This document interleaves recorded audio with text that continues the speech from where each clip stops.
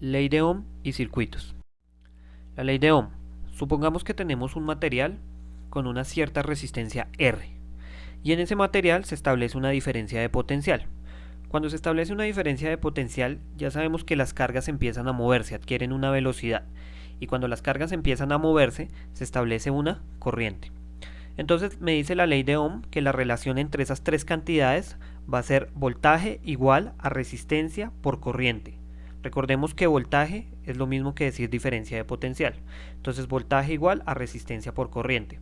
De esta misma ecuación podemos deducir las siguientes relaciones. La primera, si conozco el voltaje y la corriente, puedo hallar la resistencia del material.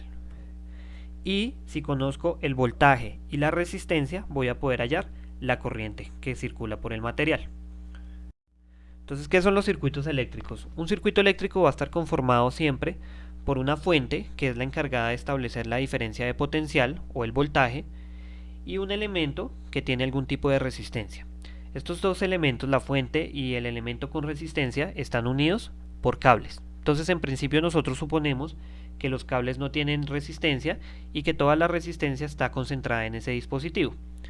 Entonces el circuito eléctrico se caracteriza en principio por lo siguiente, y es porque la corriente que sale de la fuente vuelve a entrar a la fuente. Entonces es la misma corriente la que circula por todos los alambres de este circuito.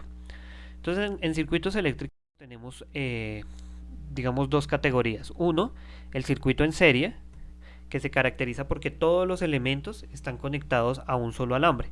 Entonces, ¿qué quiere decir eso? Que toda la corriente sale de la fuente y todos esos elementos están obligados a tener esa corriente, porque la corriente tiene un único camino por el cual pasar. Entonces, como tiene un único camino, tiene que pasar exactamente igual por todos los dispositivos que están ahí. Y tenemos también un circuito en paralelo, que es un circuito en el que la corriente tiene más de un camino por el cual cruzar. Entonces, en este caso, ¿qué pasa? Fijémonos que ya no podemos decir que todos los dispositivos tienen la misma corriente, porque la corriente tiene que repartirse. Y esa repartición dependerá de cuánta resistencia tenga cada dispositivo.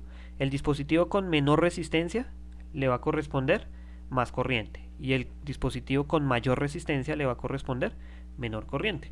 Entonces en este caso ya no podemos decir que todos los dispositivos comparten la corriente. Sin embargo, ¿qué se puede decir? Fijémonos que los dos dispositivos que tenemos ahí están conectados a la fuente o al alambre que va a la fuente. Los dos están conectados tanto en positivo como en negativo.